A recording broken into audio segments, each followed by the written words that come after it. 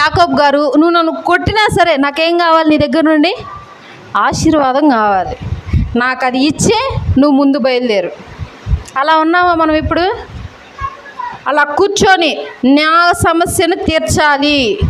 నేను నా చిన్నప్పటి నుండి నీకు ప్రార్థన చేస్తున్నా. చిన్నప్పటి నుండి నీకేమిస్తున్నా? దశంభాగాలు తీసేస్తున్నాను.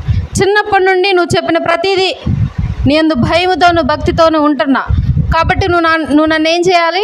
నాకు అడిగిన ప్రతిదీ నాకు ఇవ్వాలి అని కూర్చొని దేవుణ్ణి అడుగుతూ అడుగుతూ అడుగుతూ ఉండేవారంగా ఉన్నామా? లేదా ఒకసారి అడిగి ఇంకేం చేయలేదులే అని చెప్పి పక్కకి వెళ్ళిపోయేవారిలాగా ఉన్నామా?